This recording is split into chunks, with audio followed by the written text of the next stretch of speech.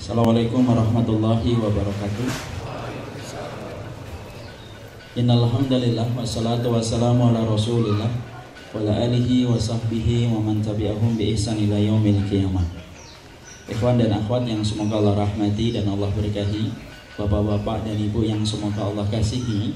Alhamdulillah, kita senantiasa bersyukur kepada Allah atas besarnya kenikmatan yang Allah limpahkan dan Allah berikan kepada kita selaku hambanya. Tentunya tidak ada perkara yang kita tujukan dalam semua kebaikan yang kita peroleh kecuali hanyalah Allah semata. Karena sesungguhnya kenapa kita saling mengingatkan tentang syukur kita kepadanya? Karena pada hakikatnya manusia itu cenderung lupa terhadap besarnya kenikmatan yang Allah telah berikan kepada kehidupan makhluk. Hasan al-Basri pernah ditanya, sifat dasarnya manusia itu apa? Maka beliau menjawab, sifat dasar manusia itu dua. Ya'udul masaib. Yang pertama adalah manusia itu makhluk yang paling detail kalau menghitung setiap ujian dan musibah. Makanya antum kalau sudah mendapatkan ujian dan musibah, walaupun sudah berlalu sampai puluhan tahun, biasanya masih ingat ujian dan musibah itu. Beli jaket kemahalan sudah 6 tahun masih ingat pedagangnya. Kenapa? Karena sesungguhnya setiap ujian dan musibah itu selalu kita ingat. Tidak ada akuntan paling handal yang menghitung ujian dan musibah kecuali manusia. Sifat dasar yang kedua dikatakan oleh Hasan al-Basri, yang sani' marabbihi, suka melupakan besarnya kenikmatan yang Allah berikan kepada setiap makhluknya. Dan kita ini suka melupakan besarnya kenikmatan yang Allah berikan kepada kita.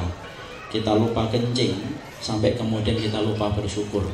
Makanya antum paham kenapa kita kalau di kamar mandi membaca Ghufronaka setelah keluar dari kamar mandi. Dulu saya itu mencoba untuk mengambil ilmunya. Apa hubungannya Ghufronaka dengan kita keluar kamar mandi? Kenapa kita diperintahkan untuk mengucapkan istighfar ketika kita keluar dari kamar mandi? Lah ngapain kita di kamar mandi itu?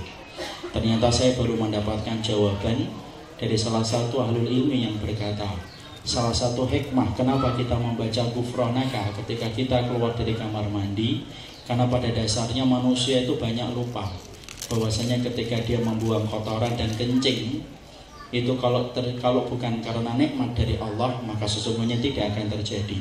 Karena manusia itu sering lupa terhadap kenikmatan itu, maka ketika kita keluar, maka kita membaca ampunanmu ya Allah, mengampuni diriku yang lupa bahwasanya kotoran dan kencingmu tidak akan pernah keluar kecuali karena nikmat darimu. Itulah yang menjadi sifat dasar manusia yang kedua. Kita ini amnesia untuk menghitung setiap kenikmatan-kenikmatan yang telah Allah berikan kepada kita.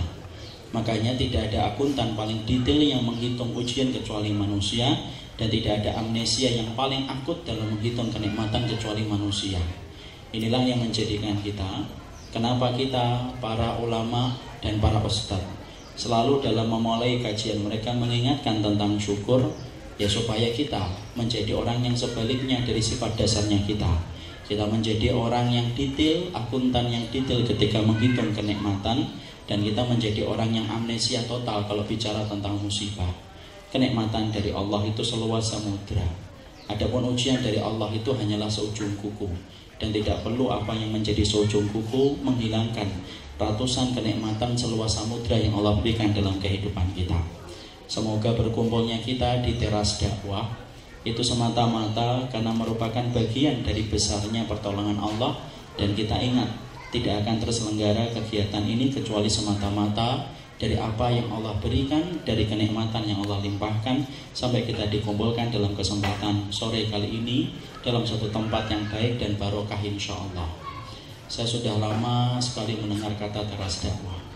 Lebih tepatnya pada pertemuan yang terakhir yang gagal untuk datang ke sini, di mana di situ saya mendengar kata teras dakwah. Saya bayangkan adalah tempat di pinggir jalan strategis di jalan protokol, tapi ternyata jauh dari harapan dari apa yang saya bayangkan. Ternyata jauh lebih barokah di tempat yang sebenarnya jarang orang itu menyelenggarakan dakwah di tempat semacam itu. Tapi ini keluar dari mainstream yang ada, membangun dakwah dan betul-betul di teras. Karena saya baru tahu, karena memang betul-betul ini di teras. Dan ini merupakan bagian dari keberkahan kepada Sahibul Bait, Semoga apa yang diwakafkan dan diberikan pada tempat ini ketika menjadi tempat kumpulnya manusia untuk menuntut ilmu, menjadi saksi kelak dalam kehidupan di akhirat. Saya ingat Umar bin Khattab. Umar bin Khattab itu kalau punya barang ditulisi dengan kata mahbusun fisabilillah. Jadi pedangnya mahbusun fisabilillah. Kemudian kudanya ditulisi mahbusun fisabilillah. Tombaknya ditulisin mahbusun fisabilillah. Sampai ontanya ditulisin mahbusun fisabilillah. Ketika ditanyakan kepada Umar, kenapa kudamu, ontamu, tombakmu ditulisi dengan kata mahbusun fisabilillah? Kemudian dijawab oleh beliau, supaya mengingatkan saya bahwasanya apapun yang saya miliki dari urusan dunia harusnya membangun kehidupan saya pada jalan Allah. Kalaulah seorang Umar saja memanifestasikan apa yang beliau miliki untuk berguna di jalan Allah, maka beruntunglah orang-orang yang dalam kehidupan dunia mereka membangun apa yang mereka miliki menjadi manifestasi perjuangan mereka pada jalan Allah. Dan semoga teriring keberkahan bagi yang menyelenggarakan dan bagi yang mendatangi tempat ini. Semoga Allah mencatat segala amal kebaikan kita yang ditimbang dalam mizan kebaikan kelak kita nanti, insyaallah. Ikhwan-ikhwan yang semoga Allah rahmati dan Allah berkahi. Di antara kehidupan yang dinamis itu adalah ketika merespon perubahan. Kita tidak usah bicara tentang konteks agama dulu. Kita bicara dalam konteks umum. Bahwasanya dalam dunia bisnis, salah satu perkara yang senantiasa dipelajari oleh para pelaku bisnis hari ini adalah merespon perubahan. Karena ternyata para pelaku bisnis belajar dari pengalaman pahit perusahaan-perusahaan raksasa yang akhirnya bangkrut dan gulung tikar ketika mereka tidak merespon perubahan. Antum tahu Nokia, bahwasanya itu adalah perusahaan besar. Siapa yang menyangka Nokia itu akan ambruk, memecat ribuan karyawannya di seluruh dunia. Padahal saat itu Nokia merajalela, mendominasi pasar. Sampai handphone kita, handphonenya Nokia. Karena kita punya brand, karena kita punya stigma. Kalau beli Nokia, barangnya bagus, kurna jualnya itu pun tinggi. Tetapi siapa yang menyangka ketika tiba-tiba pasar dikagetkan dengan sebuah program yang bernama Android. Kemudian Nokia tidak merespon perubahan itu dengan cepat. Apa yang terjadi sungguh di luar apa yang kita perkirakan.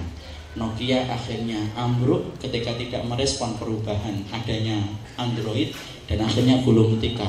Dan hari ini kita hanya melihat sisa-sisa kejayaan Nokia di handphone-handphone yang sering kita lihat ketika dimiliki oleh orang-orang yang jauh dari pusat-pusat peradaban. Karena biasanya Nokia dimiliki oleh orang-orang yang biasanya handphonenya sudah 5 tahun dan tidak berubah-ubah. Itu Nokia. Kodak juga sama. Antum ingat ketika kita belum mendapatkan produk bahwasanya ketika foto harus nyuci dan harus ada kodaknya. Kita beli film. Kemudian isinya 36, di mana setiap jebretan sangat bermakna, di mana setiap jebret pilih-milih, cocok atau tidak ini dijebret. Maka kemudian perusahaan Kodak film itu menjadi perusahaan yang sangat laris manis, mendominasi di dunia karena setiap orang butuh untuk didokumentasikan apapun yang dia lakukan. Tapi ternyata ketika Kodak film tidak merespon perubahan, yaitu adanya perubahan penyimpanan dokumentasi melalui sebuah file yang bernama JPG dan yang lainnya, yang terjadi perusahaan sebesar itu pun akhirnya gulung tikar. Di situ kita mendapati perubahan dalam konteks umum ternyata itu diperlukan karena sesungguhnya merespon perubahan itu merupakan bagian dari dinamika kehidupan berbisnis. Kita nggak bicara tentang itu. Kenapa? Karena saya bukan pelaku bisnis dan saya pun juga orang yang tidak berhasil dalam bisnis. Karena saya pernah bisnis besi dan itu gulung tikar. Jadi di situ kita bicara. Kalaulah kemudian dalam dunia umum saja ternyata harus merespon perubahan, bukan hanya dalam dunia bisnis. Bahkan antum melihat bahwasanya hewan pun melakukan dan merespon setiap perubahan. Antum pastinya pernah melihat bagaimana imigrasi besar-besaran burung ribuan dari satu wilayah ke wilayah yang lainnya. Mereka bergerak untuk meninggalkan wilayah yang lama ketika ada perubahan iklim, berpindah ke tempat yang baru. Dia berubah, dia merespon perubahan iklim dengan berpindah dan mengadakan satu perubahan. Bahkan kita melihat ular sekalipun pun merespon perubahan. Makanya kita dapati ular itu ganti kulit, sehingga kemudian dia tinggalkan kulit yang lama dan berganti dengan kulit yang baru. Dan kita lihat sisa-sisa kulit itu biasanya di belukar-belukar yang kita lewati. Di situ kita mendapati bukan hanya pelaku bisnis, sampai hewan pun merespon perubahan. Makanya sampai kita lihat bahwasanya di antara hewan yang melakukan proses perubahan secara fundamental itu adalah ular. Ketika melalui proses bagaimana dia metamorfosa, lalu kemudian berubah menjadi kepompong, lalu kemudian berubah menjadi kupu-kupu. Dari hewan yang asalnya hina, banyak dilihat orang, kemudian akhirnya menjadi hewan yang indah untuk dilihat, di mana mayoritas manusia suka dengan warna-warni yang dimiliki oleh kupu-kupu.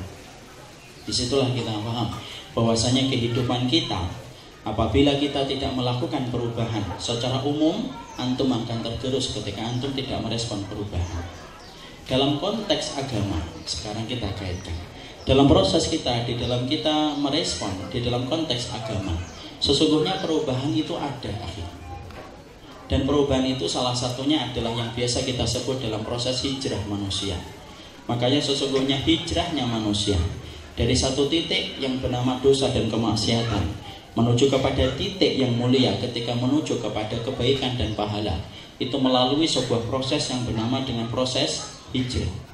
Makanya hijrah itu terbagi menjadi dua. Hijrah yang pertama, hijratul makan, intiqal minal makan ilal makan. Pindahnya antum dari satu tempat ke tempat yang mendukung antum dalam kebaikan, itu namanya hijrah. Saya makanya sekarang hijrah ke Jogja sementara waktu 3 hari. Kemudian itu disebut secara bahasa hijrah. Kenapa? Pindah dari satu tempat ke tempat, di mana tempat yang baru akan mendukung ketaatan kita dan kebaikan kita. Ada yang kedua yang dinamakan dengan hijrah, yaitu amal.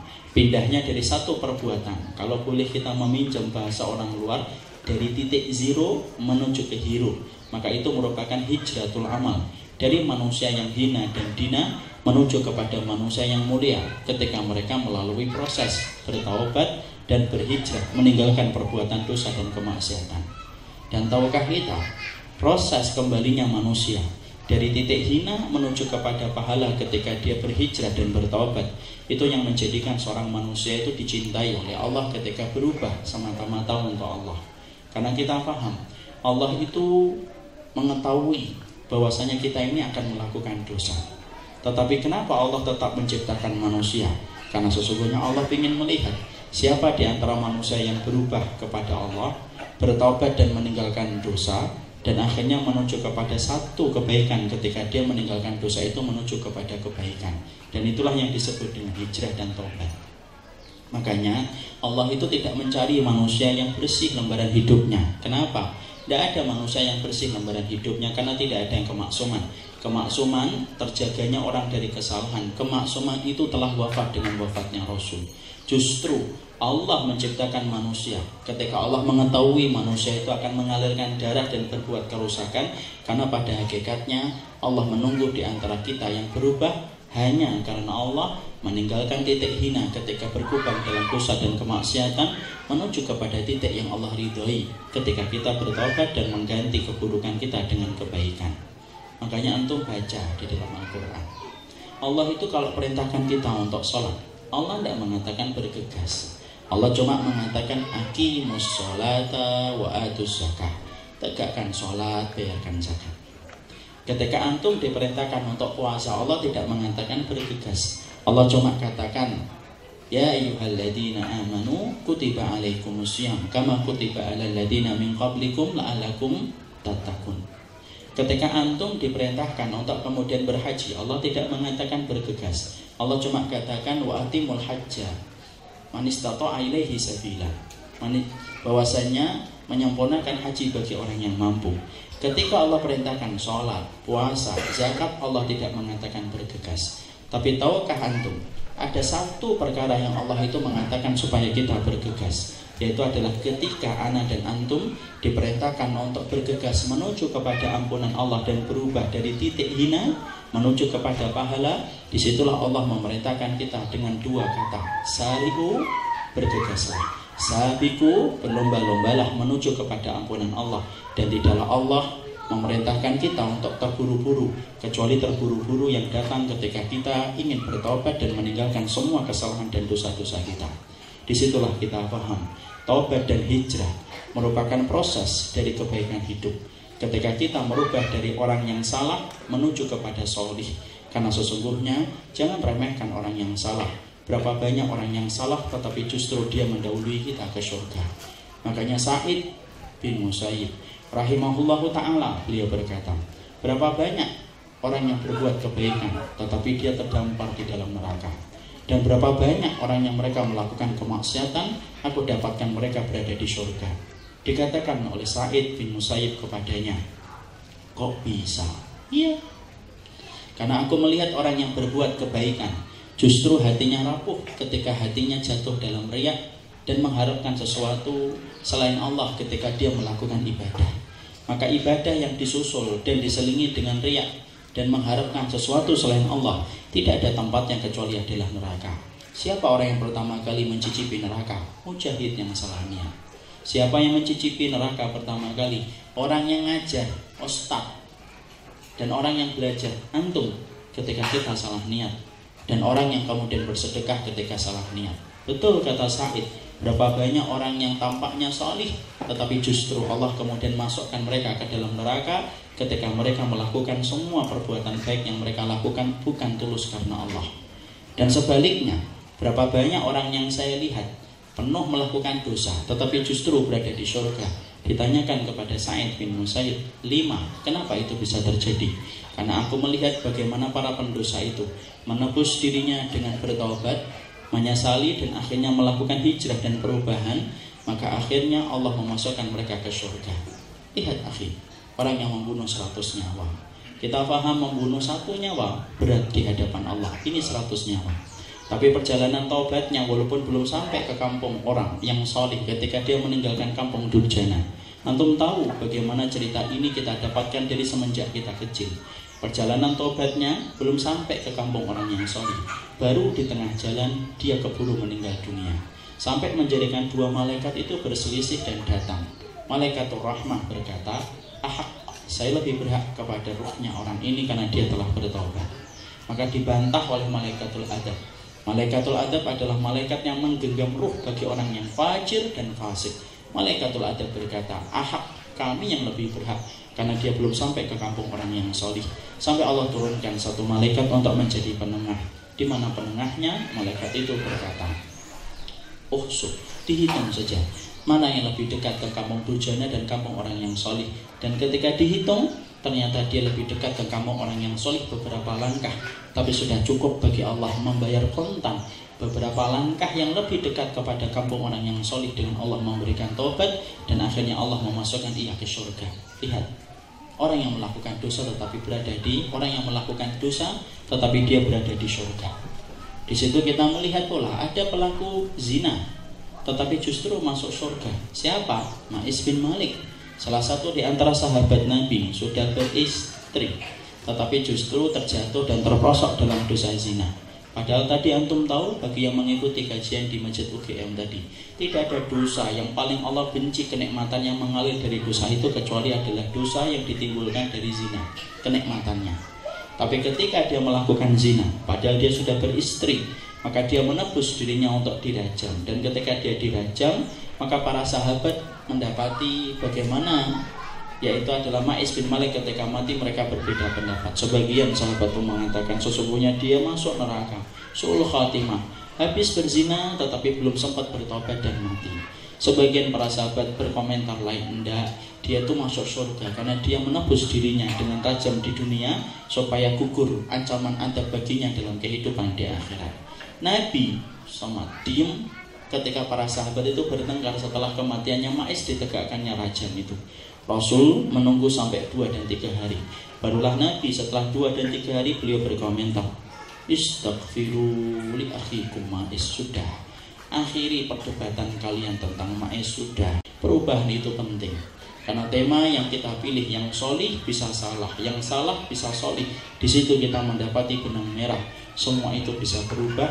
Dan kita ketika membicarakan perubahan yang baik, tidak ada perubahan yang paling baik kecuali perubahan dari dosa menuju ke pintu yang bernama tobat, supaya kita mengganti keburukan kita dengan kebaikan.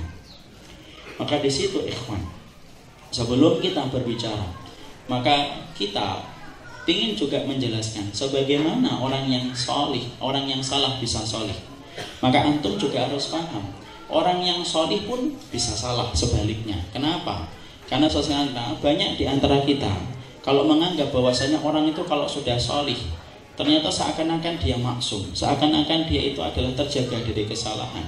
Padahal antum harus paham satu kaidah di dalam Ahlussunnah wal Jamaah, tidak ada yang maksum di atas muka bumi ini kecuali satu, yaitu adalah Rasulullah Shallallahu Alaihi Wasallam. Maka sama orang yang solih pun terkadang bisa jatuh dalam kesalahan. Supaya kita paham tentang ini, supaya antum dan saya tidak perlu mengkultuskan orang terlalu berlebihan. Kenapa? Siapapun ustadz antum, siapapun teman antum yang soleh, mereka tetap manusia biasa, bisa berubah, bisa jatuh dalam kesalahan. Karena kesalahan itu merupakan sesuatu yang wajar menimpa kepada kehidupan orang, karena kemaksuman itu tidak dimiliki siapapun kecuali Nabi, dan itu telah wafat dengan wafatnya Rasulullah 1438 Hijriah tahun lalu. Disinilah kita paham. Makanya ketika kita ngambil ilmu dari seseorang, tidak perlu mengkultuskan berlebihan. Karena mengkultuskan secara berlebihan itu bisa menyebabkan kita jatuh di dalam perbuatan dosa. Tempatkan seseorang itu pada kadarnya. Karena apa? Seseorang itu bisa salah dan kesalahan itu wajar. Karena sesungguhnya yang sempurna dalam kehidupan kita hanyalah Rasulullah Sallallahu Alaihi Wasallam. Saya ambilkan contoh satu saja, supaya antum dan saya itu tidak sampai mengkultuskan orang solih siapapun yang kita kenal. Siapapun yang antum ambil ilmunya, bukan berarti orang yang kita ambil ilmunya akan benar setiap ucapannya dan pendapatnya. Tapi di situ kita akan paham, sesungguhnya orang yang solih sekalipun bisa terperosok dalam kesalahan. Bisa jadi karena dia tidak sempurna dalam ilmunya, atau bisa jadi karena memang ada kekurangan yang dimiliki olehnya. Kita ambil contoh nyata, Ali bin Abi Thalib. Ali bin Abi Thalib. Ali bin Abi Thalib itu sahabat besar atau sahabat kecil? Sahabat besar atau sahabat kecil? Sahabat besar. Penduduk surga ataukah tidak? Penduduk surga. Tapi tahukah kita bahwasanya Ali bin Abi Thalib radhiyallahu anhu itu pernah mengeluarkan fatwa ketika berkaitan tentang masa iddah seorang wanita. Masa iddah seorang wanita itu apabila dia diceraikan oleh suaminya, maka kemudian masa iddahnya berapa? Hening banget di sini. Mungkin masyarakat Jogja tidak bisa membedakan pertanyaan dan ini. Masa iddah seorang wanita kalau ditalak seorang laki-laki berapa lama? 3 bulan 40 hari. A. 3 kali suci. B. 4 kali suci. C.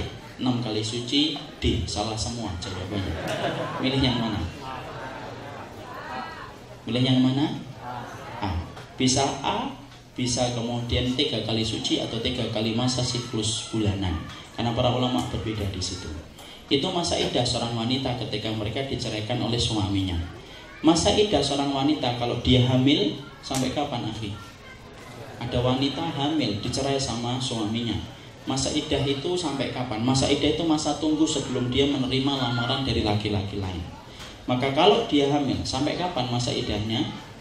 Masa iddahnya sampai kemudian melahirkan. Kalau kemudian istri kita meninggal dunia, kita lakinya meninggal dunia, istri kita boleh menerima lamaran laki-laki kapan? Masa iddahnya? Hening. A. 4 bulan. C. 5 bulan. D. 6 bulan. A. 4 bulan. Siapapun yang menjawab A beristighfar, jawaban itu salah. Siapa yang menjawab B? Ada yang menjawab B, angkat tangan. Ada yang menjawab C? Masya Allah. Antara tawaduk dan tidak tahu jawaban itu tipis. Jawabannya bukan A, bukan B, bukan C. Jawabannya adalah 4 bulan 10 hari. Nah di situ kita paham. Nah konteksnya itu kemudian menjadi agak membingungkan ketika dua kondisi bertemu dalam satu wanita. Dia hamil, istrinya, suaminya meninggal dunia. Maka kemudian disitulah Ali bin Abi Thalib ketika ditanya, Ali, ini ada wanita hamil, tapi kemudian suaminya meninggal dunia. Maka jawaban Ali bin Abi Thalib berkata, yaitu adalah bi'at walil ajalaini minhuma, ambil saja masa iddah yang tersisa lebih panjang. Gimana itu konteksnya? Konteksnya begini, kalau ada wanita baru hamil 1 bulan, lalu kemudian suaminya tiba-tiba tahu, dan itu ternyata hamil yang ke-15. Misalkan suaminya hamil, istrinya tiba-tiba ngomong pelan-pelan karena riwayat suaminya pernah stroke 2 kali. Kemudian bilang, Bi, iya, saya telat. Oh iya, maksudnya saya hamil lagi. Hah? 15, Masya Allah. Stroke akhirnya meninggal dunia. Misal itu tergantung saya. Jangan dikomentari namanya misal. Maka kemudian ternyata dia mengandung dan kemudian istrinya meninggal dunia. Padahal mana sisa yang lebih panjang? Dia baru hamil 1 bulan. Sisa untuk melahirkan masih berapa? 8 bulan. Adapun masa iddah meninggal dunia berapa? 4 bulan 10 hari. Mana yang lebih panjang? Masa iddah mengandung, karena masih 8 bulan. Yang diambil masa iddah ketika sampai melahirkan. Tapi konteksnya beda. Kalau ada seorang wanita, kemudian dia HPL-nya tinggal 4 hari, kemudian sudah mulai kontraksi, tiba-tiba suaminya, mungkin karena dijambak istrinya terlalu ketika kontraksi terlalu kencang, jebol rambutnya, meninggal dunia. Misal, kemudian meninggal dunia.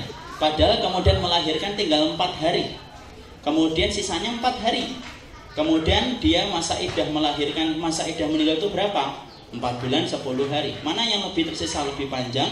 4 bulan 10 hari. Yang diambil masa iddah 4 bulan 10 hari.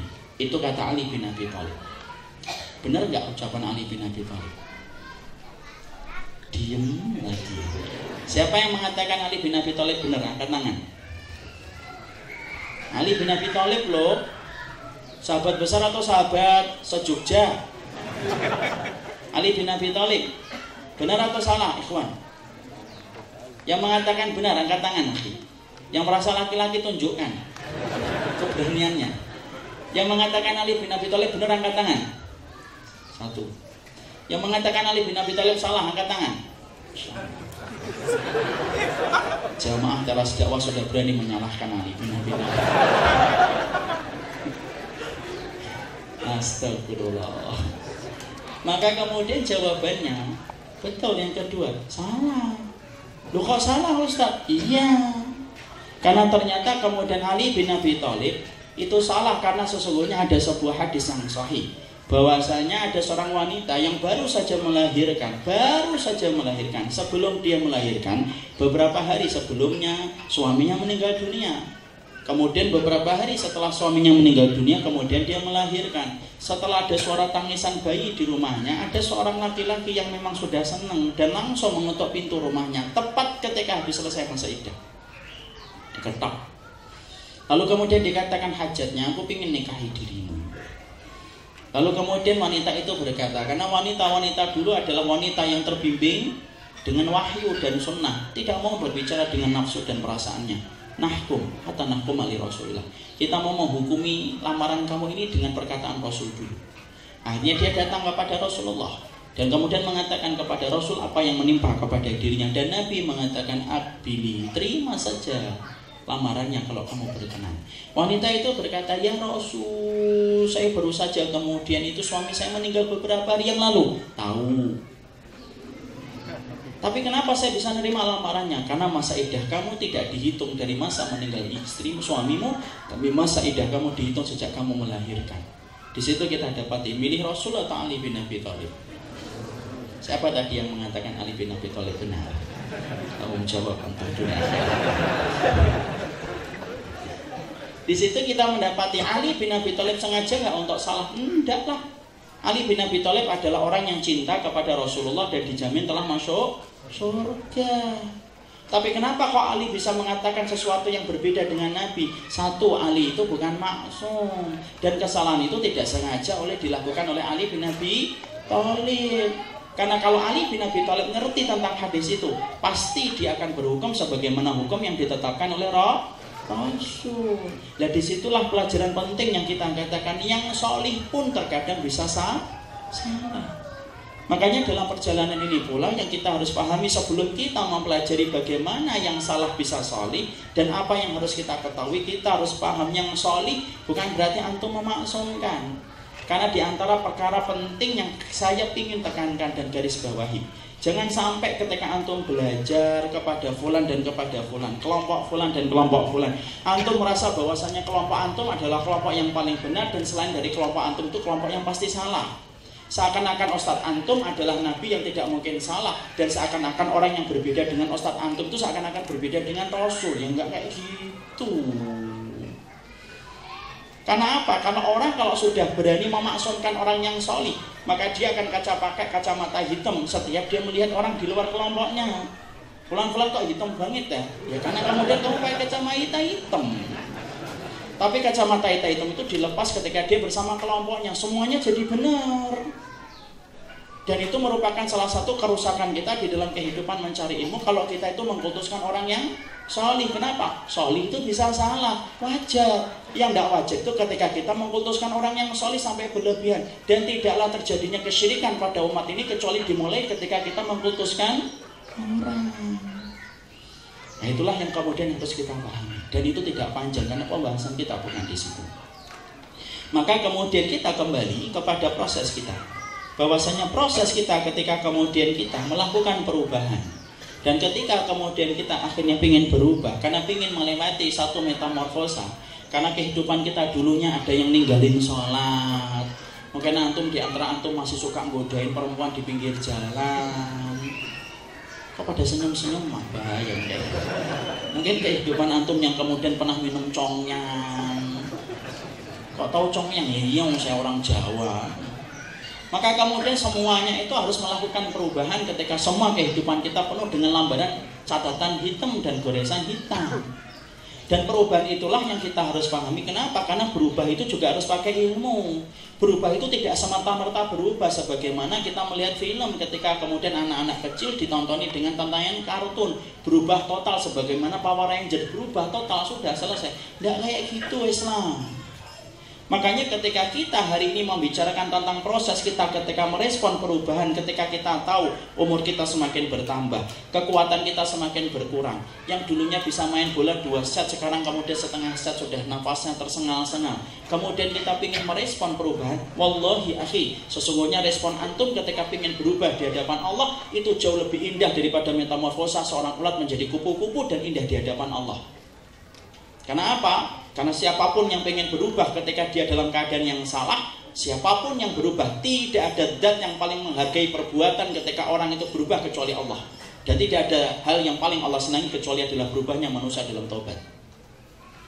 Makanya Fudail bin Iyad rahimahullahu ta'ala, itu kemudian pernah beliau itu akan melaksanakan sholat asar. Kemudian tiba-tiba di dalam satu rumah, dia melihat atau mendengar suara keras dalam rumah itu. Ada seorang ibu yang marah-marah kepada putranya.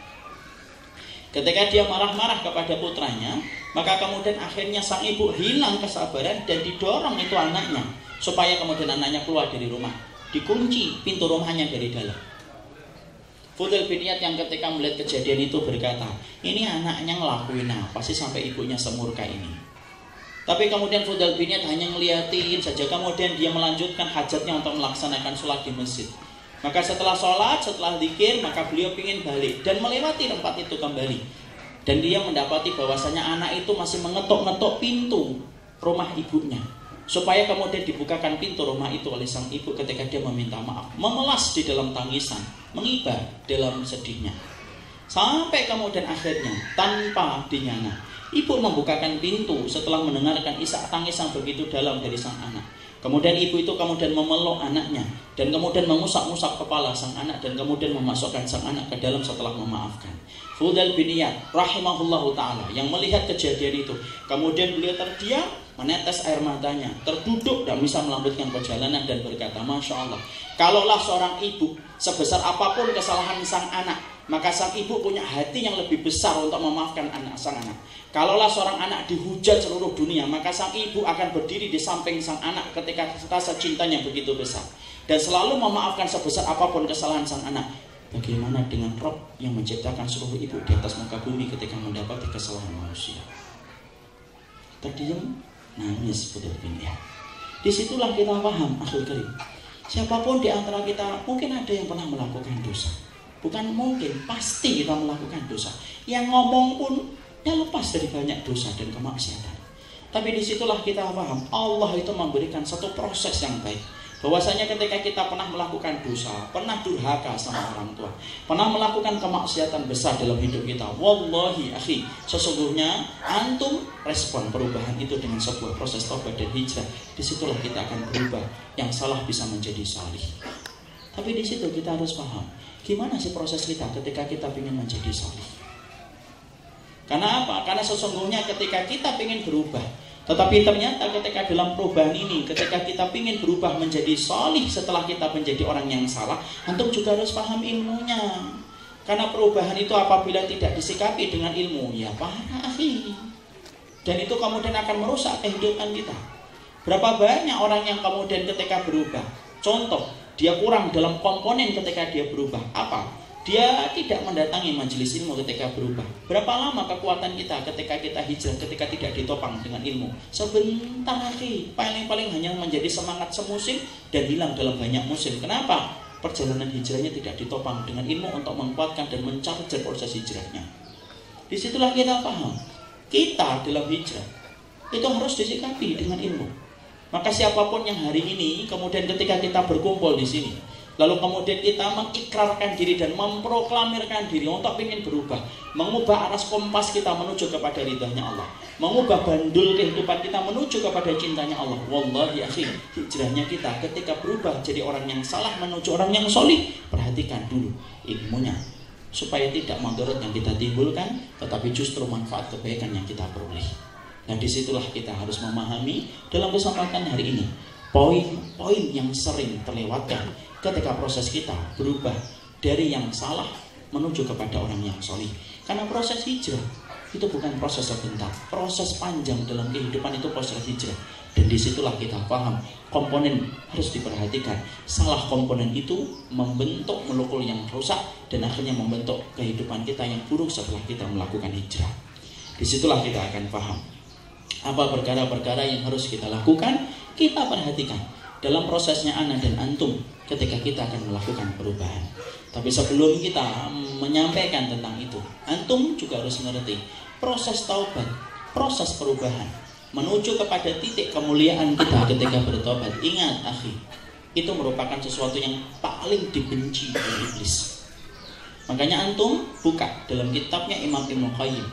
Di dalam kitab beliau menjelaskan panah beracun yang paling digandrungi oleh setan itu bukan panah zina, itu bukan panah khamar, itu bukan panah ketika membunuh. Tapi panah beracun yang paling digandrungi oleh iblis dan setan itu adalah panah yang bernama taswif. Apa itu taswif? Taswif itu takjilut taubah, melambat-lambatkan orang dalam taubat.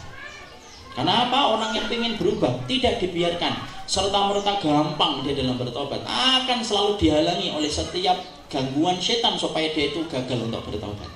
Ada saja yang kemudian menjadikan orang itu melambat-lambatkan tobat. Berapa banyak orang yang hari ini faham tentang kewajiban hijab, tapi mengatakan nanti saja kalau sudah punya anak satu baru pakai hijab. Berapa banyak orang yang kemudian sudah paham bahwasanya riba itu haram, ketika akan meninggalkan, alah nanti sajalah kalau sudah pensiun sekalian tobat, tobatan nasuha mati, terima tobatnya masuk surga. Ya, makanya ada istilah apa? Istilah joker Jogja dulu apa itu? Kecil dimanja, muda foya-foya, tua bertobat, mati masuk surga. Lah kok gampang? Dan disitulah kita paham, karena disitu kita ngerti sesungguhnya proses tobat itu merupakan proses yang paling dibenci oleh iblis. Ya, makanya perhatikan Adam dan Hawa, ya Adam dan iblis persamaannya 3, perbedaannya 1, tapi ternyata muaranya berbeda. Apa persamaan antara iblis dengan kemudian Nabi Adam? 1, sama-sama penduduk surga. 2, sama-sama melakukan satu kesalahan. Iblis menolak untuk bersujud. Adam menolak, Adam memakan buah yang diharamkan oleh Allah. Kesamaan yang ketiga, sama-sama dikeluarkan dari surga. Nabi Adam dikeluarkan dari surga, iblis dikeluarkan dari surga. Tapi perbedaannya satu, Nabi Adam merespon kesalahan itu dengan bertobat sampai Allah turunkan ayat fatalaqa Adamu min rabbihi kalimatin fataba alaihi. Allah terima tobatnya Nabi Adam dan Allah terima tobatnya dia. Adapun iblis tidak merespon dengan perubahan, dengan bertobat sampai Allah jadikan muara akhirnya bagi iblis itu adalah neraka. Di sini kita paham proses tobat itu memerlukan ilmu. Proses hijrah ketika kita dari salah menuju salih harus ada ilmu yang harus kita pahami supaya kita tidak meraih kemudaratan ketika kita ingin melaksanakan perjalanan hijrah. Apa perkara yang kita harus pahami? Ada sekitar 10 poin yang kemudian harus kita pahami ketika kita berbicara tentang proses salah ketika menjadi salih. Proses yang pertama, kita harus memahami bahwasanya hijrah itu harus betul karena Allah. Perubahan itu harus datang karena Allah. Karena sesungguhnya banyak orang yang melakukan perubahan ketika dia dulunya salah, lalu kemudian prosesnya ketika ingin berubah menjadi salah, ketika ingin berubah menjadi salih, ternyata niat yang dia miliki itu bukan karena Allah. Ada niatnya apa? Karena mentok, sudah nggak dapat uang. Mas tumben nggak minum malam ini? Ya, duitku habis. Pengen tobat. Kapan? Ketika uangnya kosong.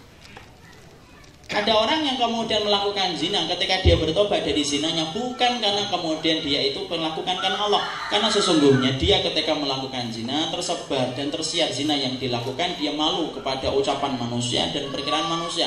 Dan akhirnya kemudian dia seakan-akan bertobat, tetapi justru bukan karena Allah tetapi karena penilaian manusia yang miring kepadanya. Disinilah kita paham, akhi, ana dan antum ketika ingin melakukan perubahan dalam hidup dari titik zero menuju kepada hero, dari titik hina menjadi mulia di hadapan Allah, kalau bukan karena Allah tidak akan kuat, akhi. Jadilah orang yang kemudian berubah itu sebagaimana gunung, tak akan lari gunung itu dikejar, tak akan kemana-mana ketika niat itu sudah benar. Kenapa banyak orang yang ketika mereka melakukan perjalanan hijrah akhirnya gagal di tengah jalan? Ada orang yang hijrah itu hanya semusim, ketika kemudian hari ini dia berubah tetapi tidak terlalu lama perubahan itu hilang, menguap, meranggas, hilang dengan begitu cepat. Salah satu penyebabnya Imam Malik mengatakan semua perjalanan tobat ketika kemudian tobat itu tidak diniatkan karena Allah semata, sesungguhnya tobat itu tidak akan pernah bertahan lama. Makanya sampai Imam Malik mengatakan maka lillahi fahuwa abqa, maka lighairillahi fahuwa lam yabqa. Apapun yang diniatkan karena Allah langgeng, awet dilakukan perkara itu. Dan apapun yang diniatkan bukan karena Allah, maka musnah dan sia-sia apa yang dilakukan karena itu akan cepat hilang. Hijrah itu penting di situ. Karena kemudian dalam perubahan itu ada banyak konsekuensi nanti kita ambil. Makanya yang akan membantu kita untuk menguatkan kita dalam perjalanan perubahan kita ketika dulunya kita salah menuju salih, kalau bukan karena Allah yang menjaga, kita tidak akan mampu akhirnya ini. Karena semua titian ibadah yang kita selenggarakan dalam hidup itu bukan karena kita hebat dalam iman dan takwa, enggak. Tapi semua ibadah yang kita selenggarakan dalam kehidupan itu karena Allah yang memberikan rahmat dalam kehidupan kita. Dan Allah itu rahmatnya meliputi siapa? Orang yang bersih hatinya ketika dia meniatkan karena Allah. Ada orang yang ingin berubah itu kenapa? Teman-temannya habis semuanya ke masjid. Dia mau nge-track sama siapa? Udah ada temennya. Kok tumben sekarang kamu ke masjid? Nah, teman-temanku tobat semua. Ngapain nge-track sendirian? Nah, mungkin ya. Ada orang yang ingin taubat dari berbagai macam ketika bukan karena Allah dia meniatkan itu, hancur, hanya nunggu waktu saja. Dan ternyata inilah ruh dari semua kebaikan dalam kehidupan kita itu apa? Didasarkan kepada proses niat yang benar.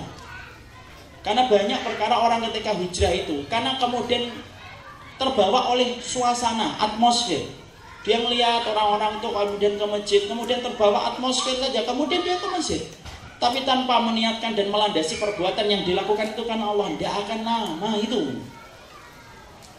Makanya kemudian keikhlasan kita itu menjadi kunci untuk membuka pertolongan Allah dalam kehidupan kita. Yang memenangkan kita di atas semua ujian dalam kehidupan kita bukan karena kita kuat, tapi karena pertolongan Allah itu.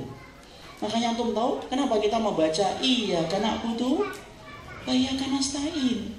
Coba kalau kita terjemahkan. Kalau antum tidak paham tafsirnya, nggak ngena ayat ini, akhi. Kita kalau terjemahkan iya karena abudu wa iya karena nasta'in. Kepadamu ya Allah kami menyembah dan kepadamu kami meminta pertolongan. Antum tahu nggak? Kenapa kata meminta pertolongan disebutkan setelah kata ibadah? Padahal salah satu cakupan makna ibadah itu meminta pertolongan. Kenapa disebutkan kata lagi meminta pertolongan?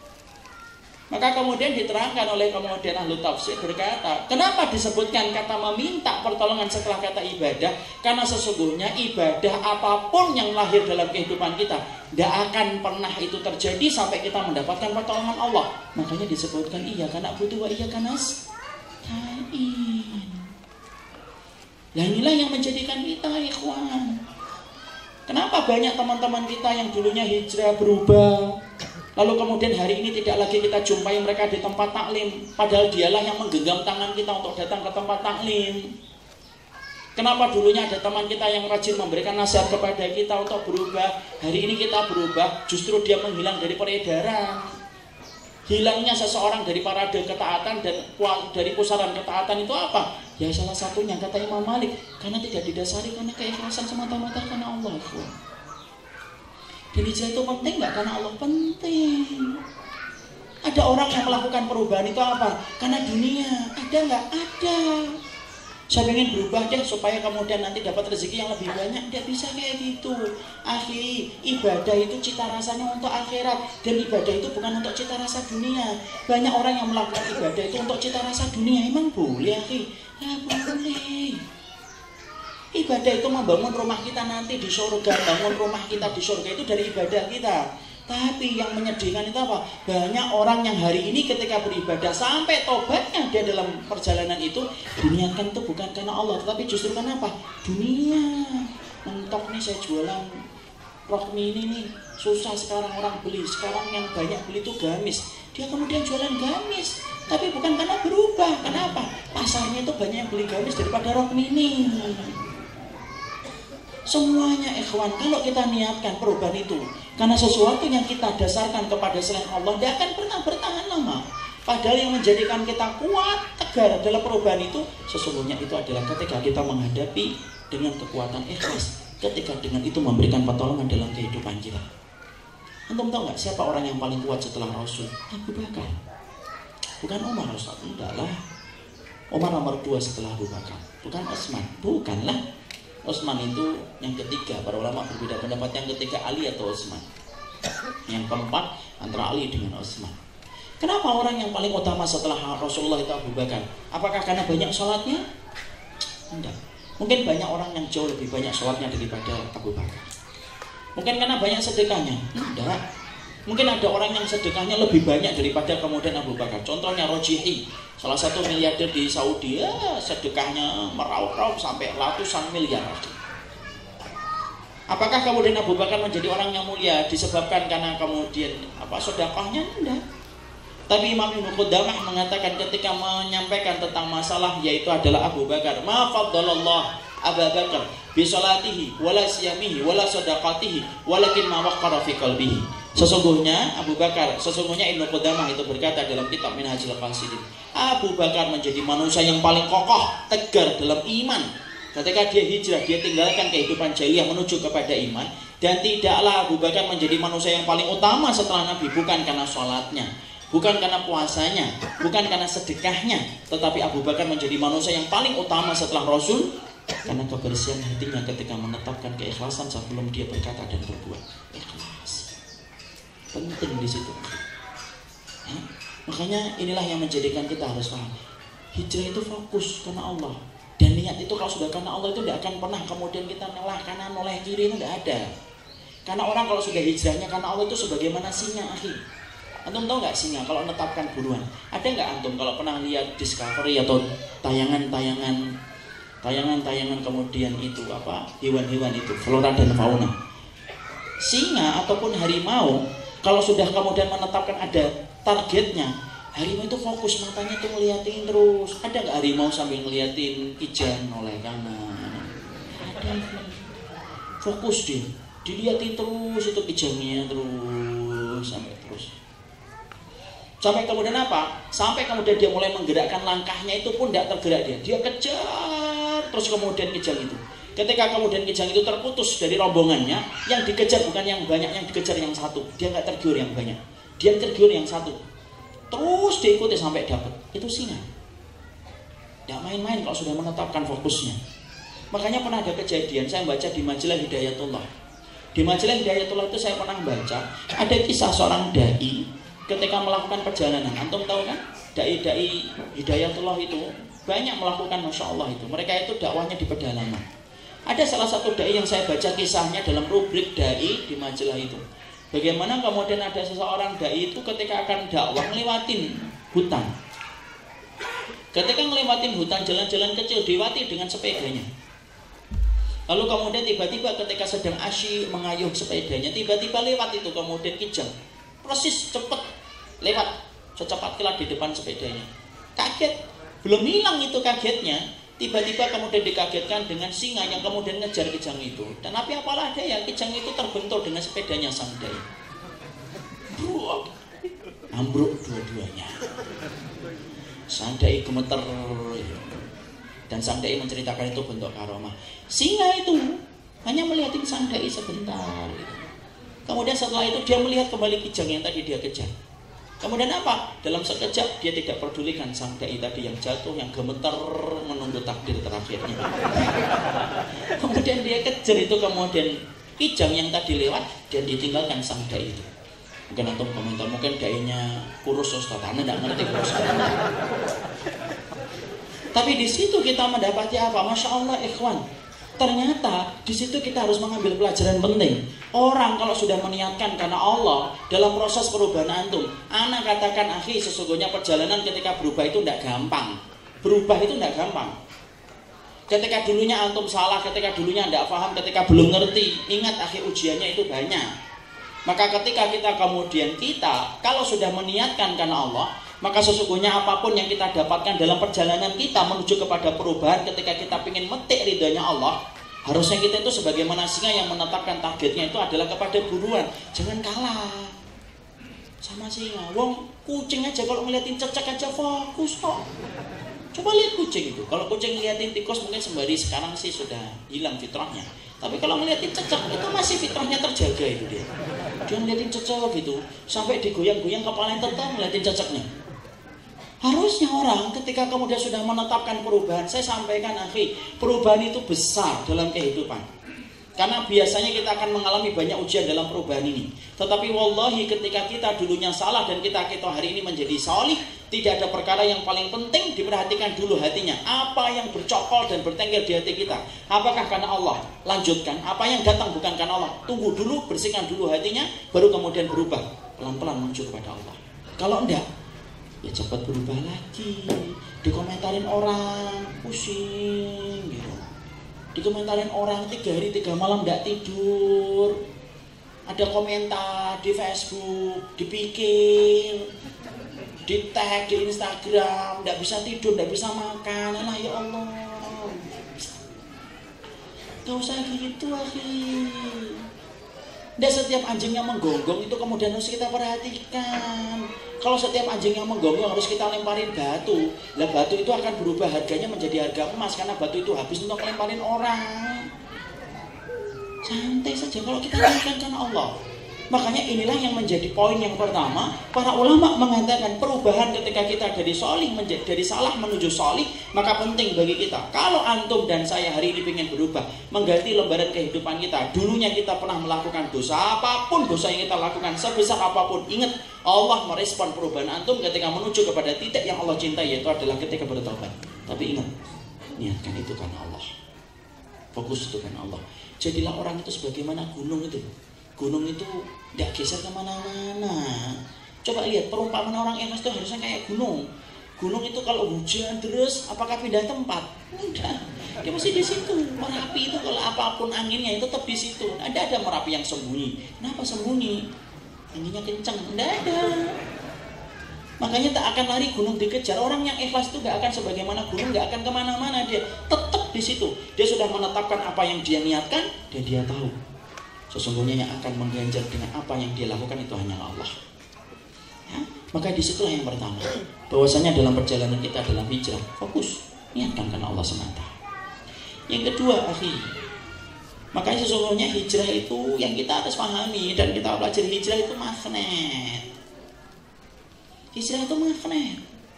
Apa artinya Ustaz? Perubahan kita itu magnet, akhi. Bahwasanya ketika kita sudah meniatkan hijrah kita kepada Allah, bukan berarti kehidupan kita nanti jadi gampang. Kalau antum sudah belajar sunnah, belajar akidah, kehidupan akan gampang. Anak-anak kemudian akan jadi hafid Quran, istri antum jadi taat dan baik-baiknya sama antum. Kok gampang? Nah kalau kayak gitu malah kita bingung dari mana kita dapetin pahala kesabaran. Karena banyak orang yang berpikir simple dan simplistik, bahwasanya ketika dia mengatakan sesungguhnya kalau hijrah itu nanti semua urusannya jadi gampang. Ya enggak kayak gitu, akhil karim. Sesungguhnya proses perubahan kita dari salah menuju ke solih itu banyak sekali ujian yang harus kita hadapi. Kenapa Allah itu memberikan ujian dalam kehidupan kita, akhi? Loh, kalau kita nggak diuji mana tahu siapa yang berubah jujur karena Allah, siapa yang berubah itu pendusta dalam perubahan itu. Ada orang yang taubat jujur karena Allah, dan ada orang yang bertobat itu karena pendusta, karena dia berdusta karena Allah. Makanya yang diuji itu kapan? Orang yang berhijrah, orang yang taubat itu diuji oleh Allah. Makanya orang yang hijrah ketika dia berubah itu tidak enak. Kenapa? Ujiannya itu bertubi-tubi kepada mereka. Makanya namanya ujian kan memang tidak enak. Tanya sama anak SD, kapan enak yang paling enak nak? Ketika liburan dan ketika guru rapat. Ini kapan sekolah tidak enak? Kalau ujian, nanti gitu aja. Makanya kalau anak SD aja ngerti bahwasanya masa-masa tidak enak dalam sekolah itu ketika ujian, hidup tuh kayak gitu. Dan orang yang kemudian hijrah, akhi, bukan berarti bahwasanya ketika antum menetapkan perubahan, maka antum akan mendapatkan keadaan sebagaimana yang antum bayangin. Banyak ikhwan nih kalau mau berubah itu tidak paham bahwasanya hijrah itu magnet untuk mengundang ujian berat dalam hidupnya. Ketika akhirnya tidak paham dari awal, ketika mendapatkan ujian kaget, dan ketika kaget apa? Berbalik arah dia. Dan akhirnya Pak, dia tinggalkan apa yang telah ditetapkan sebelumnya gara-gara mendapatkan ujian. Ketika dia tidak mampu melewati ujian itu, ketika tidak paham karakternya, perubahan itu diuji oleh Allah. Memang gitu. Kalau kita dalam hidup akhir nggak mendapatkan ujian, Masya Allah, akhir karim. Berarti ketika baca surat Al-Baqarah kita melewati ayat 214. Apa itu? Ayat Al-Baqarah 214. Am hasibtum an tadkhulul jannata wa lam ya'tikum masalul ladzina khalu min qablikum. Masathumul ba'sa wad-dharra wa zulzilu hatta yaqula ar-rasul wal ladzina amanu ma'ahu mata nasrullah ala inna nasrallahi qarib. Allah sampai mengatakan, am hasibtum, apakah kalian itu mengira bahwasanya perjalanan kalian akan masuk surga dengan gampang sebelum datangnya ujian bertubi-tubi dalam kehidupan kalian, kefakiran, ketimpangan, kesempitan, sampai terguncangnya jiwa kalian, sampai orang yang beriman bersama Rasul pun berkomentar, mata nasrullah, pertolongan Allah itu kapan sih? Dijawab sama Allah, pertolongan Allah itu dekat. Di situ tidak paham, ujian itu pasti akhir. Mungkin antum ada yang bertanya, kenapa Ustaz kalau ingin menjadi soleh kok gak digampangkan hidupnya, tapi ujiannya tambah banyak? Loh, supaya gugur dosa-dosa antum ketika antum dulunya ketika salah banyak dosanya. Allah muji supaya kemudian kita tergugurkan dosa-dosa kita, dan supaya kita merasakan nikmat ketika nanti meninggal dunia, ketika istirahat dari semua perjalanan panjang, ketika kita melewati banyak ujian dalam hidup. Makanya siapa orang yang paling besar ujian dalam hidupnya? Bukan orang kafir. Siapa orang yang paling berat ujiannya dalam hidup? Para nabi.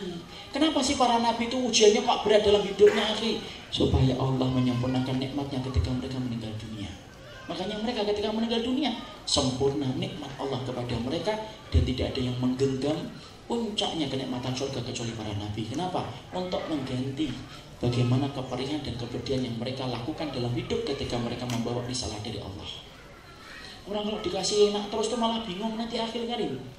Coba kalau antum hijrah gampang gitu, malah nanti lama-lama antum dan saya itu cinta hidup dan takut mati kan? Kenapa? Enak kok ternyata. Makanya orang yang ketika hijrah itu dibuat susah itu kenapa? Supaya kita ketika susah mendapatkan ujian, ketika kita ingin berubah, di situ kita akhirnya apa? Kita akhirnya kemudian rindu ke kampung akhirat dan tidak membenci kematian. Kenapa kita tidak membenci kematian? Karena paham di balik pintu itu ada waktu Allah membalas semua pengorbanan dan perjuangan yang kita lakukan dalam hidup. Orang kalau nikmat terus itu malah hilang, nanti nikmatnya kalau mati. Coba antum lihat, antum duduk terus di sini, lama-lama duduk itu hilang nikmatnya. Lama-lama nanti apa? Pegel, mulai kesemutan, pura-pura berdiri, pura-pura ke belakang. Kenapa? Terlalu lama duduk. Coba kalau antum udah lama itu yang berdiri-berdiri, kemudian ikhwan iman semoga mendapatkan pahala insyaallah. Kemudian mereka lama berdirinya, lama-lama pegel nggak? Pegel. Sekalinya duduk nikmat atau enggak? Nikmat. Sekalinya tempat duduk, baru duduk ustadznya kafaratul majlis. Tapi nikmatnya baru kerasa, ya Allah, enak banget duduk itu. Akhirnya apa? Ngerasain nikmat. Aneh itu, saya ambilkan analogi gampang sekali akhir. Antum tahu nggak? Di Bekasi itu kalau mau menuju ke kota naik kereta itu kalau pagi kayak sarden, kayak dendeng. Pepesan ikan itu ditetel-tetel, tahu ditetel-tetel ya, didesek-desekin. Masya Allah kalau sudah berdiri kayak gitu, ngambil napas saja susah. Melihat tempat duduk itu nikmat banget, Masya Allah gitu. Kayak ngelihat roti gitu, baru keluar dari tempat ovennya gitu, Masya Allah gitu. Makanya kalau ada orang yang berdiri itu cepet-cepet kita deket-deket PDKT sama orang yang mau berdiri. Saya pernah punya pengalaman pahit banget. Ada orang dengerin sambil tiduran itu, lagi duduk dia. Saya naik kereta pagi-pagi, Masya Allah, pegel banget kaki saya. Tiba-tiba orang itu bangkit dari tidurnya, kemudian masukin earphone-nya ke dalam tas. Saya pikir, wah mau turun ini. Saya deket-deket di depannya persis. Ternyata setelah masukkan earphone dia tidur lagi. Tapi di situ kita mendapatkan pelajaran apa? Loh, kalau kita sudah letih berdiri, nikmatnya duduk itu terasa. Apa tahu hubungannya dengan tadi Ustaz? Hubungannya erat. Orang yang ketika berubah, kenapa kok dikasih ujiannya Allah itu banyak? Supaya nanti ketika kita meninggal, disitulah Allah itu akan memberikan nikmat sempurna dalam kehidupan di akhirat. Kenapa? Allah itu tidak mungkin menimpakan sengsara itu 2 kali, sebagaimana Allah tidak mungkin menimpakan senang itu 2 kali. Ingat itu. Allah tidak mungkin menimpakan 2 kali ketakutan, dan tidak mungkin Allah menimpakan 2 kali keamanan. Takut di dunia, takut di akhirat. Enggak. Orang yang takut kepada Allah di dunia aman di akhirat. Tapi orang yang merasa aman dari Allah ketika di dunia dan berbuat dosa, dia ketakutan di akhirat. Kenapa? Takut itu tidak mungkin 2 kali dan aman tidak mungkin 2 kali. Makanya ketika kita dalam proses perubahan ini, kadang-kadang kita mendapatkan ujian banyak. Iya. Dan saya ingatkan ikhwan, perubahan itu tidak selamanya orang yang berubah itu akan diganti dengan materi yang lebih banyak. Kata siapa sih? Kalau ada ustadz yang mengatakan sudah hijrah tobat nanti diganti rezeki yang lebih banyak, saya nanya mana dalilnya akan dikasih kemudian uang yang lebih banyak? Tidak ada dalilnya. Nabi cuma mengatakan apa dalam hadisnya? Man taraka syai'an lillahi awadahullahu khairam minha. Nabi itu cuma mengatakan barang siapa yang meninggalkan sesuatu karena Allah ketika ingin berubah, dia tinggalkan yang haram menuju kepada Allah. Nabi cuma mengatakan awadahullahu khairam minha. Allah ganti dengan kebaikan yang lebih besar. Tapi Nabi mengatakan dengan harta? Enggak. Nabi mengatakan dengan rezeki? Enggak. Nabi mengatakan dengan apa? Khairan, kebaikan. Kebaikan itu apa? Sabar. Itu juga merupakan bagian dari kebaikan. Kenapa, ikhwan? Perubahan itu magnet. Berapa banyak orang yang ninggalin rokok, ketika kemudian mulai ninggalin malah batuk-batuk. Ketika masih ngerokok, tidak pernah batuk. Setiap mau batuk, merokok. Hilang batuknya. Coba ketika ninggalin rokok, batuk-batuk dia. Main futsal, setengah game, habis nafasnya. Setelah itu nyedot rokok, mampu 2 game dia. Kenapa? Perubahan itu selalu berat, akhi. Karena apa? Meninggalkan sesuatu yang sudah menjadi kebiasaan. Berapa banyak orang yang minum khamr, kebiasaan minum khamr, setiap malam itu tidurnya nyenyak. Setiap mau tidur, dia minum khamr dulu. Dia tenang hidupnya ketika sudah minum khamr ketika malam. Coba ketika dia bertobat dari khamr, dia kebangetan bagaimana dia sampai gulung-gulung karena sakau. Ketika kemudian sudah candu dengan khamrnya, dia bisa tidur sebelum dia menyentuh minuman itu. Kenapa? Itulah perubahan, tidak gampang. Makanya dalam proses ini ketika kita dari salah menuju kepada salih, ingat ikhwan, salahnya kita ketika kita kemudian akan berubah, ninggalin apa? Ingat ikhwan, dosa-dosa yang antum sembunyikan dan saya sembunyikan. Ikhwan, siapapun yang telah mencandu dosa dalam sembunyi-sembunyi, kalau kita tidak lekas untuk berubah dan meninggalkan itu karena Allah khawatir bahwasanya Allah itu akan mematikan kita dalam dosa itu. Ya? Kenapa? Orang yang sudah candu dengan dosa menempati poin yang kedua yang menyebabkan seseorang itu su'ul khatimah. Karena yang pertama apa? Syirik itu menyebabkan su'ul khatimah. 2, candu dengan dosa ketika sembunyi-sembunyi. Tinggalkan karena Allah. Berat memang, iyalah. Berat banget emang. Tapi harus kita tinggalkan. Saya ingatkan kita dalam konsep dosa. Ibnu Umar itu berkata, orang kalau baru melakukan dosa sekali belum candu, Maka Allah selalu menutupi dosa itu. Allah tutup dengan kain. Makanya Allah itu mensifati dirinya apa? Satar. Satar itu maha menutup tirai. Ditutup. Antum kalau ada melakukan dosa itu tidak pernah. Ketika kita kemudian baru sekali dua kali itu biasanya ditutup sama Allah. Tidak ditampakkan di mata manusia. Kapan itu? Ketika kita berdosa baru sekali. Karena Allah rahmat bagi hambanya. Tapi kata Ibnu Umar, kalau dosanya itu sudah jadi candu, kebiasaan, tiap hari melakukan, terutama ketika dia merasa aman dari pandangan orang, melakukan dosa itu. Ingat loh ikhwan, ada pola orang itu sifatnya walinya Allah ketika di hadapan orang, walinya setan ketika sendirian. Kalau di teras dakwah, wali Allah benar. Nanti pulang, wali setan. Orang yang candi jadi walinya setan itu ketika candu. Ibnu Umar itu berkata, siapapun yang terbiasa meninggalkan dosa, siapapun yang terbiasa dengan candu dengan dosa, terus dilakukan olehnya, Allah cabut satarnya, Allah cabut tirainya itu, dan Allah matikan orang itu dalam keadaan dosa sampai dilihat mana manusia. Makanya kalau ada orang berzina, kayak kemarin itu ada orang yang berzina di hotel di salah satu agama. Ketika dia menjadi pemuka agama dalam agama itu, sampai kemudian dia berzina dengan salah satu WTS, mati. Tidak bisa kita mengatakan baru sekali, kegep ketahuan. Tidak bisa. Kalau baru sekali dua kali itu ditutup sama Allah.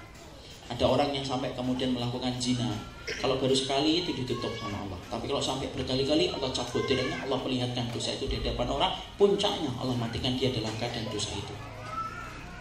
Ada orang yang minum khamar biasanya kalau Idul Fitri, sampai kemudian ada orang yang sampai mati minum congyang, mati dia oplosan. Sudah tidak punya duit, tidak mau tobat, ngoplos juga. Autan sama congyang, ya bablas lah.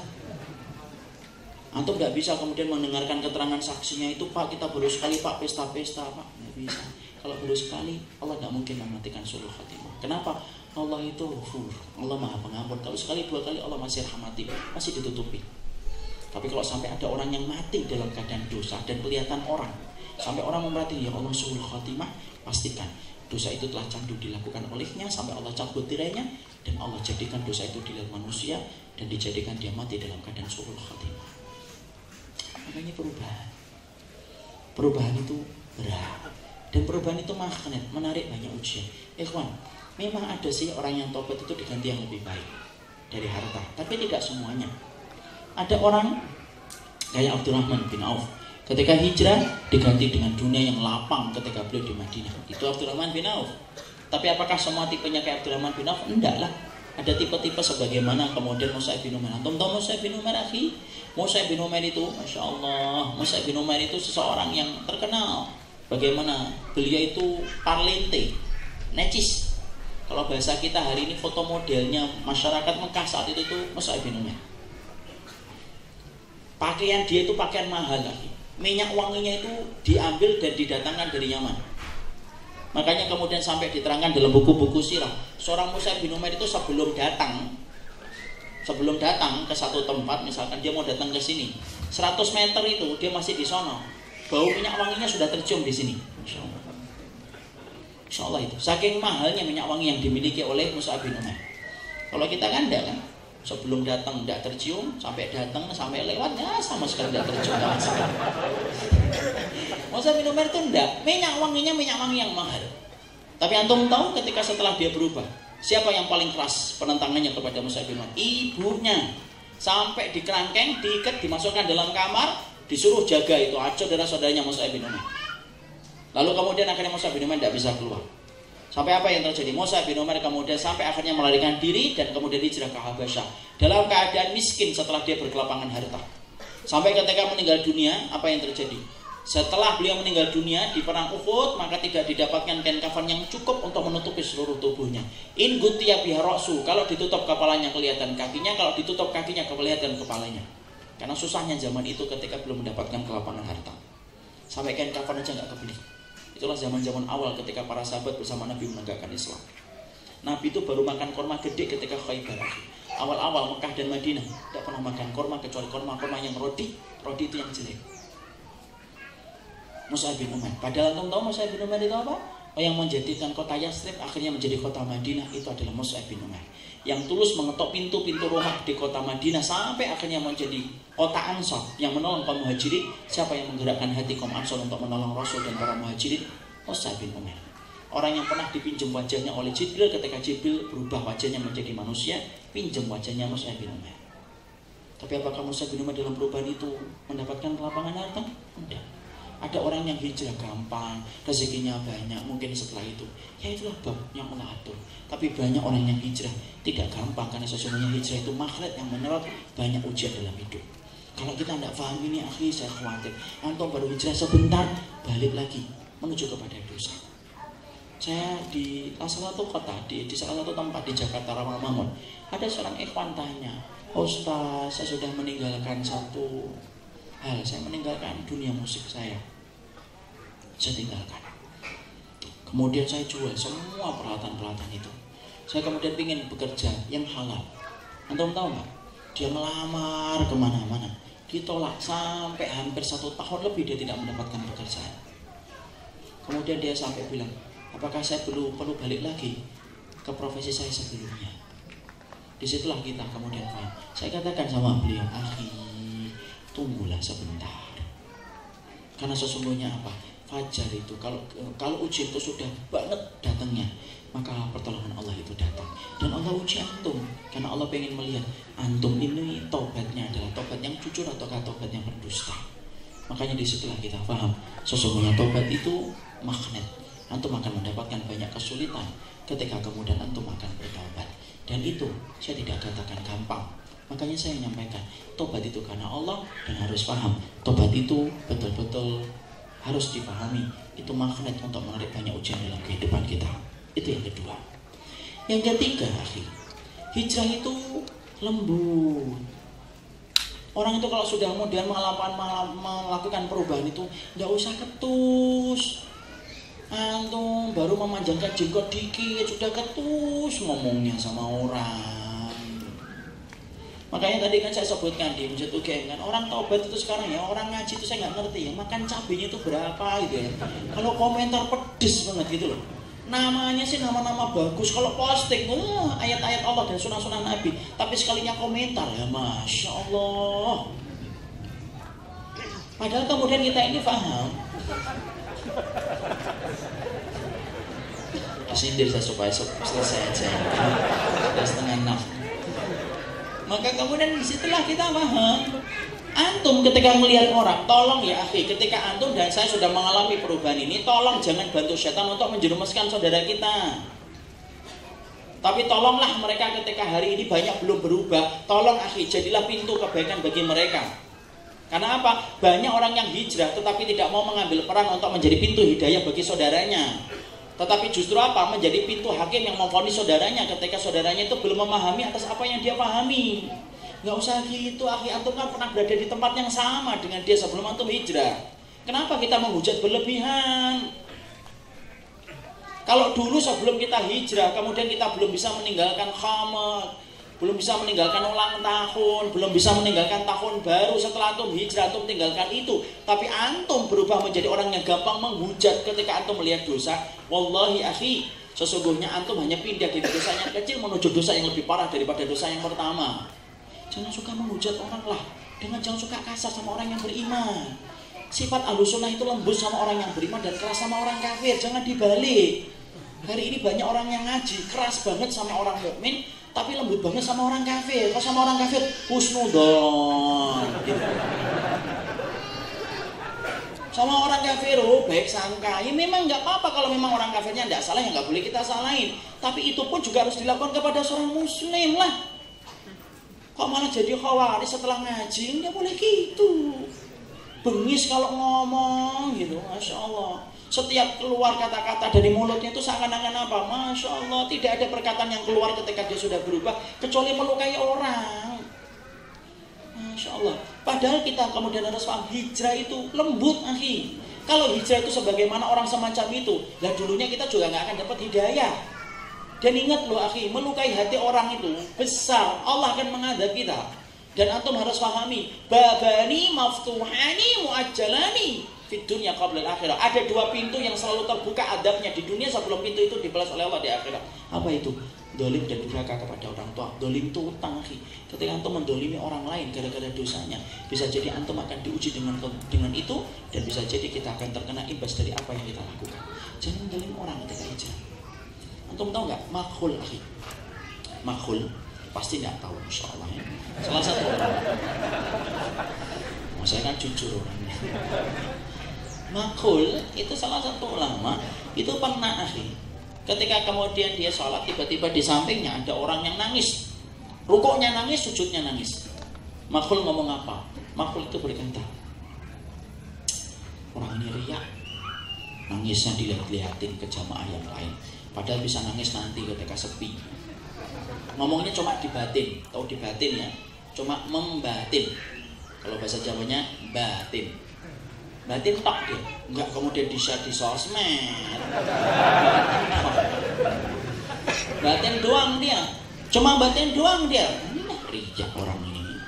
Kemudian setelah itu malam, setelah 1 malam setelah dia kemudian menghujat itu dengan hatinya, malam tidak bisa nangis, malam kedua tidak bisa nangis, sampai sebulan Makhul itu kemudian tidak bisa nangis dalam setiap sholat panjangnya ketika di waktu malam. Sampai Makhul itu berkata, ya Allah, dosa apa? Kok Allah mencabut air mata yang menetes di setiap malamku ketika aku sholat tahajud sebagaimana dulu? Maka kemudian Makhul neliti satu persatu, apa ya penyebabnya? Dilihatin dosa. Karena apa? Para salaf itu terkenal orang yang pandai menghitung dosanya. Dilihatin dosa yang mana? Dilihatin satu-satu dalam sebulan yang terakhir itu. Dan dia baru dapatkan jawaban, ya Allah, saya pernah zalim menghakimi hati orang ketika menangis dalam sholatnya ketika berada di masjid. Taubat, dia datengin orang itu, dia minta maaf sama orang itu, dan barulah air mata itu kembali. Masya Allah. Di situ kita paham, jangan suka mendolimi orang, berakhlaklah yang baik. Karena apa? Jadilah pintu kebaikan. Antum akhir karim, kalau kemudian sudah melakukan perjalanan hijrah, tolong ya jangan mencela kegelapan kalau antum tidak mampu membawa lentera untuk menerangi. Jadi kalau antum kemudian sudah hijrah, maka berikan solusi, jangan hanya komentar. Islam tidak membutuhkan komentar antum di Facebook. Antum lihat gak ada orang yang kerjanya tuh komentar saja di Facebook, nemplok komentar sini, nemplok ke sana, nemplok ke sana. Kerjaannya tuh hanya menjadi apa? Mengumbar permusuhan. Tidak ada yang benar kecuali dia dan ustadznya tok. Menghujat setiap orang. Masya Allah, akhi, Islam tidak butuh kayak gitu. Islam itu butuh solusi. Ketika kemudian antum telah hijrah, berikan buktinya bahwasanya kita bisa menjadi pintu kebaikan bagi saudara kita. Kenapa? Tidak ada kebaikan kalau kita melakukan perubahan, tetapi perubahan itu menjadikan orang itu lari dari kebenaran. Apa artinya hijrahnya 1 orang tetapi membuat 10 orang itu lari dari kebenaran karena sikap kita yang salah? Banyak gak orang kayak gitu? Ada. Hijrahnya 1 orang tetapi membuat 100 orang itu lari dari kebenaran. Buat apa? Jadilah antum hijrah 1 orang, tapi memberikan inspirasi bahwasanya 100 orang itu akan ngikutin antum ketika kemudian antum hijrah dalam kebaikan. Masya Allah, ya berubah, tutur katanya baik, akhlaknya mulia. Karena kalau kemudian kita tidak semacam itu, akhil karim, maka sesungguhnya madarat yang kita peroleh itu lebih besar daripada manfaat yang kita dapatkan. Antum, ikhwan, jangan bantu setan untuk menjerumuskan saudara kita. Semangatnya orang yang hijrah itu memasukkan sebanyak-banyaknya orang ke dalam surga. Semangatnya dalam hijrah dan berubah itu bukan mengeluarkan orang dari surga. Antum lihat gak tipe-tipe orang yang baru ngaji sebentar, semangatnya sudah gitu kena fanatisme kelompok. Semangatnya itu ngeluarin orang dari surga. Semangatnya itu ngeluarin orang dari panggung kebenaran. Semangatnya itu ngeluarin orang dari sunnah. Seakan-akan tidak ada yang berat untuk hidup di sini kecuali saya dan kelompok saya. Nah kalau kayak gitu semuanya, akhi, berantakan orang yang hijrah itu. Kan bukan gitu. Makanya lihat kehidupan orang hijrah. Lihat Umar bin Khattab, keras, akhi, tapi ketika hijrah lembut sama orang yang beriman. Kenapa? Karena sesungguhnya dalam proses perubahan ada satu kewajiban yang tersisa, yaitu adalah bagaimana kita memberikan kebaikan. Jadilah pintu hidayah bagi orang lain ketika kita itu sudah bisa merasakan nikmatnya ketika berubah karena Allah. Jangan diambil sendiri, jangan egois menikmati sendiri dan kemudian kita tinggalkan orang. Bantu orang lain. Karena apa? Hijrah itu kelembutan. Karena apa? Hijrah itu bukan berarti antum menjadi orang yang hilang lembutnya. Saya ingatkan, akhi, ilmu yang benar tanpa disertai dengan akhlak, saya pastikan rusak. Apa yang rusak? Amal ibadahnya jadi rusak walaupun ilmu antum benar dan 100% antum kemudian pengalaman. Kenapa? Rasulullah bersabda, "Inna su'al khuluqi yufsidul amal kama anal khala yufsidul asal." Orang yang akhlaknya buruk itu merusak. Orang yang akhlaknya buruk itu merusak amal ibadah sebagaimana cukak merusak madu. Makanya kalau ada orang yang ilmunya benar tapi kemudian ternyata akhlaknya rusak, semua ibadahnya itu menjadi rusak. Tapi orang yang kemudian akhlaknya baik tapi tidak memiliki ilmu yang benar, contohnya orangnya baik, tidak pernah gangguin orang, kalau kemudian dia diinjek ngasih kacang hijau, ketika ditampar ngasih roti, baik, tapi tidak paham ilmu yang benar yang diajarkan Nabi, rusak, batil, tidak bisa masuk surga gara-gara akhlak doang. Makanya itu berkaitan satu dengan yang lainnya. Hijrah itu tidak menanggalkan pakaian akhlak. Jadilah pintu hidayah bagi orang yang belum paham hari ini. Karena sesungguhnya apa? Hijrahnya antum harusnya bisa menjadi sebab hijrahnya banyak orang. Kayak Mus'ab bin Umair. Saya tuh senang banget membahas sirahnya Mus'ab bin Umair. Ada banyak sahabat yang banyak menginspirasi kehidupan saya. Salah satunya Sa'ad bin Abi Waqqas, Mus'ab bin Umair. Mus'ab bin Umair itu Masya Allah, hijrahnya dia membawa hijrahnya penduduk Yathrib akhirnya menjadi kota Madinah. Itu yang harusnya terjadi. Hijrahnya antum membawa satu RT untuk hijrah sama-sama antum harusnya. Bukan kemudian hijrahnya antum membuat satu RT akhirnya yang benci dari kebenaran gara-gara ngeliat antum. Saya nggak suka mendengar kata-kata ini. Kenapa? Karena dia yang ngomong. Coba kan gitu. Padahal itu merupakan bagian dari perjalanan kita dalam hijrah. Itu yang ketiga. Hijrah itu kelembutan. Apa yang keempat, yang kelima, yang keenam? Sudah diingetin Ustaz 3 menit ya. Sudah. Ini pun sudah 10 menit yang lalu. Jadi kita cukupkan. Masih banyak ikhwan. Memang materi-materi di sini qadarullah nanggung semuanya karena memang waktu kita terbatas. Tapi ala kulli hal, apa yang tidak bisa disampaikan seluruhnya bukan ditinggalkan semuanya. Ma la yutraku julluhu la yutraku julluh. Apa yang tidak bisa diperoleh semuanya jangan ditinggalkan semuanya. Makanya dalam kesempatan hari ini senang kiranya kita bisa menyampaikan sebuah tema yang indah. Yang solih bisa salah, yang salah bisa solih. Dan 3 harus diperhatikan. 1, hijrah itu fokus. 2, hijrah itu kemudian magnet menarik ujian dalam kehidupan. Dan yang ketiga, hijrah itu lembut. Jangan bantu setan untuk menjerumuskan saudara kita kepada pintu-pintu neraka. Barakallahu fikum, ini yang dapat saya sampaikan di dalam pertemuan kali ini, supaya Allah memberikan banyak keberkahan atas apa yang kita pelajari. Ikhwan-ikhwan yang duduk, insya Allah pahalanya besar. Ikhwan-ikhwan yang berdiri, maka pahalanya lebih besar kalau niatnya ikhlas karena Allah Subhanahu wa taala dan berdirinya bukan karena terlambat.